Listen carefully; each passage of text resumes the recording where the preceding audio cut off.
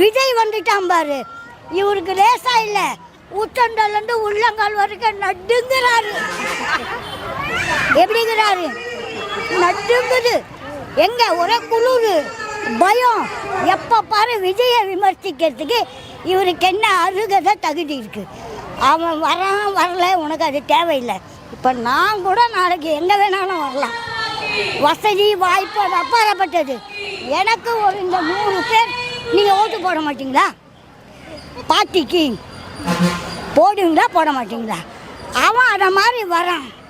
உங்கள் அப்பா முட்டுடா, உங்கள் சின்னவங்க, உங்கள் பெரியவங்க, உங்கள் ஜாதி ஜனம் அவங்களுடைய துட்டா கொடுக்க போகிறேன்.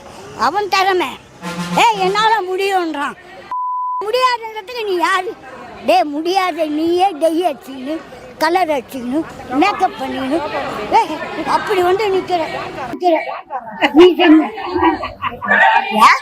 இதெல்லாம் யார் வீட்டு பண்ணும்? இது யார் கொடுத்தது? மக்கள் எல்லாம் இதான உண்மை. விஜயை நீ ஏன் விமர்சிக்கிற? திறமையா ஒரு புள்ள வருது, அதே உன் வீட்டு புள்ள வந்தா கூட ஒரு திறமை தானே.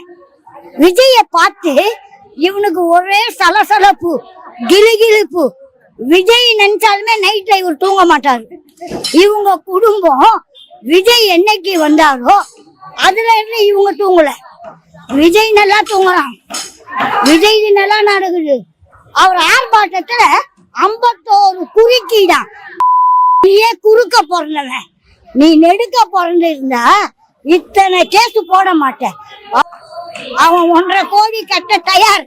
ஆனா நீ எத்தனை கோடி தின்ன அதுக்கெல்லாம் கணக்கு இருக்கான்னா, உனக்கு, உங்க அப்பனுக்கு, உங்க சித்தப்பனுக்கு, உங்க தம்பிங்களுக்கு, உங்க மொத்த பேர்கிட்ட இருக்கிற கணக்கை நீங்க ஒரு நாளாவது காட்டி இருப்பீங்களா?